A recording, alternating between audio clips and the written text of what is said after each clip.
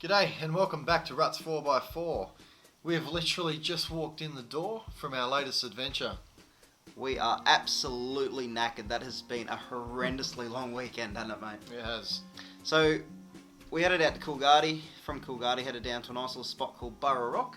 Beautiful. Took a nice little track. No real hardfall driving at all, I wouldn't say. Down called the Woodlands track down to Cave Hill. From Cave Hill, bit of backtracking, bit of driving around, but we ended up back at our favourite little spot. We always seem to end up back there. That little spot, as you may know, is Mount Holland. Alright, well, we'll let you be the judge whether or not this was a good trip or not, and stay tuned for the video.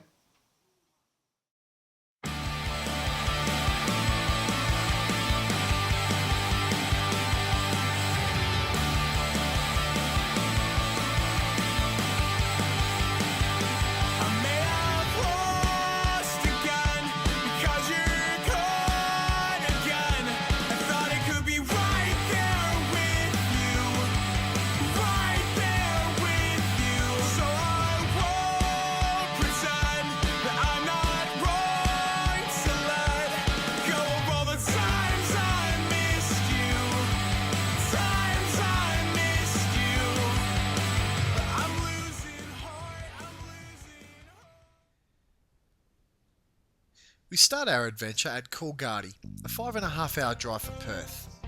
Once in Coolgardie, swing a right down Hutt Street, which will eventually turn into Nepean Road. After about 50 kilometres, you will arrive at Burra Rock, which is our first stop on this trip.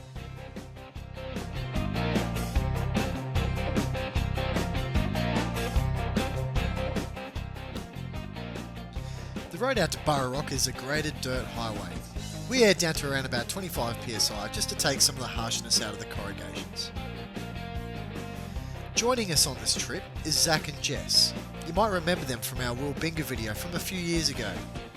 Since then, they have bought themselves a BJ75 Land Cruiser, and they're pretty keen to get it dirty.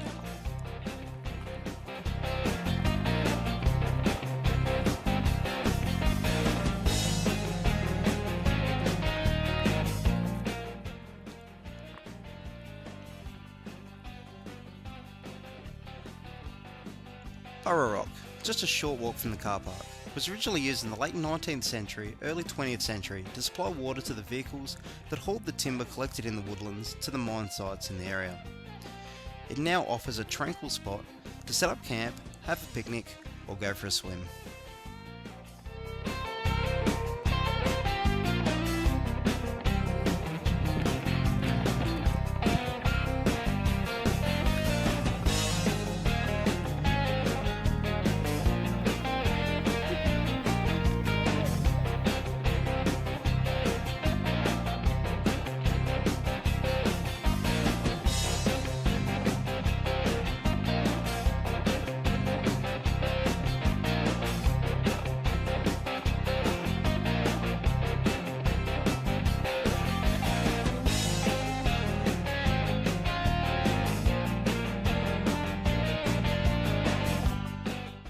Sitting on the side of Burra Rock.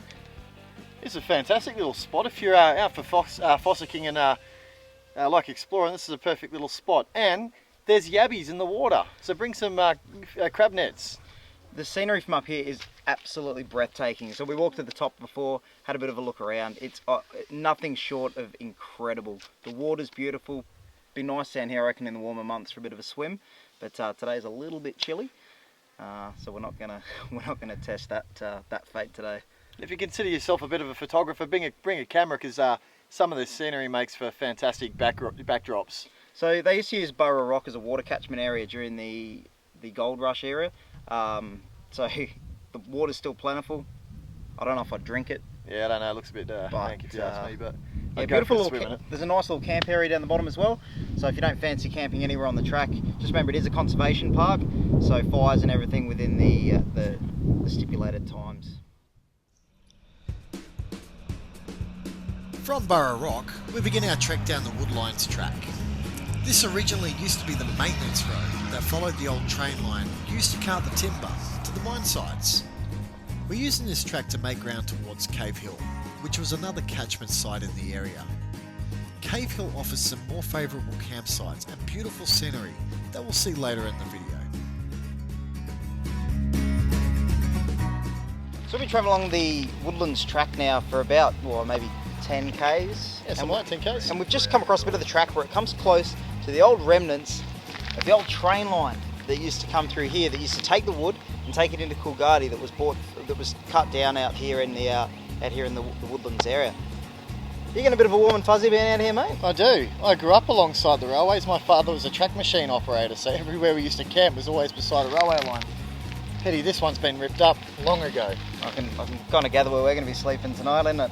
Yeah, well, hopefully we just don't hear any choo-choo trains. Yeah, well, they're going to have problems. Oh, he's running with us.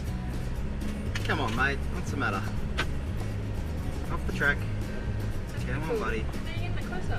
Yeah, here we are, we're just driving along the Woodlands track at the moment. We just stopped at a spot where the old train line used to come through that used to take all the wood from out here in the Woodlands area into Coolgardie for all the boilers and trains and stuff. It's pretty cool. It's actually really cool just sort of being along something like that.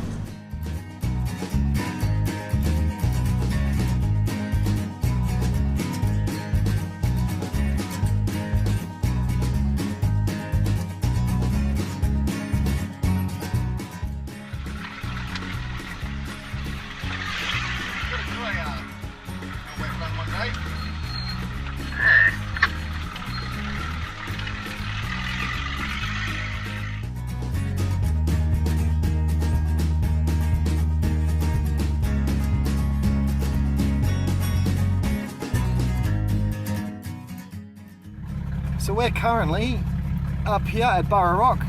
We're going to head down the Woodlines track all the way down here, follow this track all the way down, and then we're actually going to end up further down here, down at Mount Holland.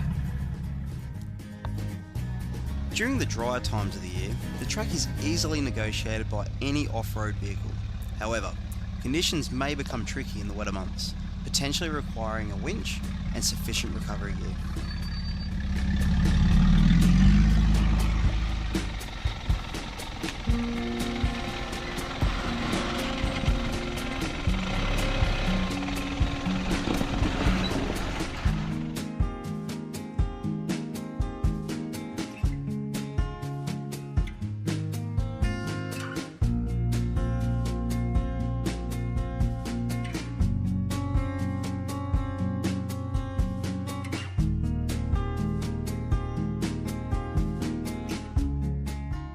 Just a bit of advice when driving on outback roads.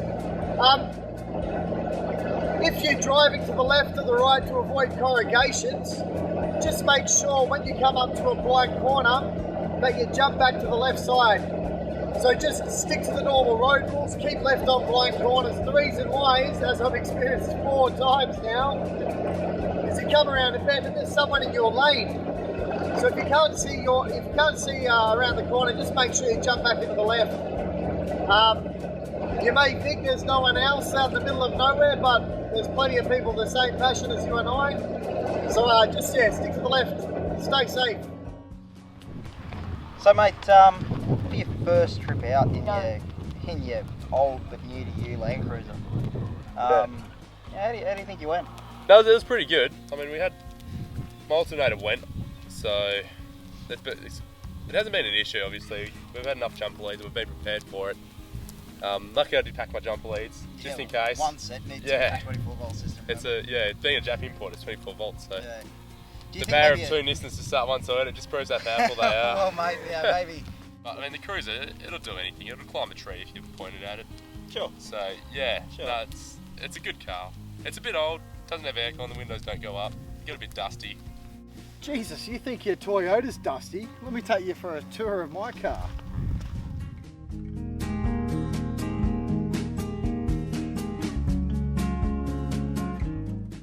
So, man, after all of that, and after going through what you've got and all that sort of jazz, just wondering what sort of time frames do you think you can get out of living out of the back of your car with your water, your batteries, your fridge, all that sort of stuff? Look, I've always said keep it simple. You don't need overcomplicated stuff. I've never heard you say that. No, exactly. So, I'm a simple dude. Simple equipment for a simple guy. I've had some conversations with you. I agree with that. Oh, come on, mate. Sorry, Rush, mate. I'm really upset by Sorry, that. No, look, it's I've just pretty much got 4 20-litre jerry cans of water that are plumbed through a system. It's gravity fed, 80 litres of water for one bloke, 5 litres a day at the minimum. I can stay out for 40 odd days. Water aside, fridge, it's only a 35 litre, it's nothing too drastic. I tend to vacuum seal all my food. All in all, I could probably stay out for 30 days by myself, limiting factor being food. Yeah, nice. Cool. And your battery setup that you got in the back, you're saying you've got 240 amp hours? Yeah, How have you worked that? So I've got twin 120 amp hour batteries, so that's a lot of power really for what I need. However, obviously I charge cameras and whatnot. Yep. I've got them separated. They go through twin Victron Blue charge controllers. So I've got 2 sets of solar panels that charge the individual batteries. One solar panel charges my accessories, which is obviously everything. Yep. But the fridge, and Okay. there's a 120 amp hour battery dedicated for the fridge.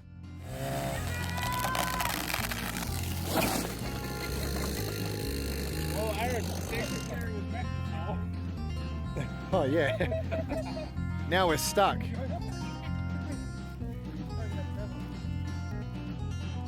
So we finally cut enough firewood for tonight. Let's have a look, eh?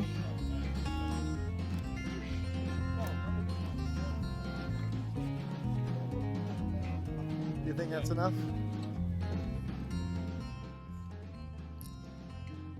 We spent a few nights at our favourite spot, Mount Holland, and nothing beats a roast for dinner, cooked using the coals from your fire.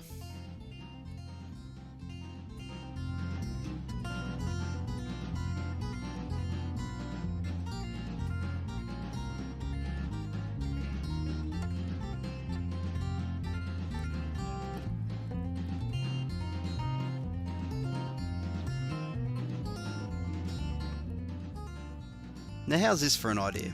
Outback movies. A simple projector and a screen. This is how Jay keeps himself entertained when he heads out all by himself.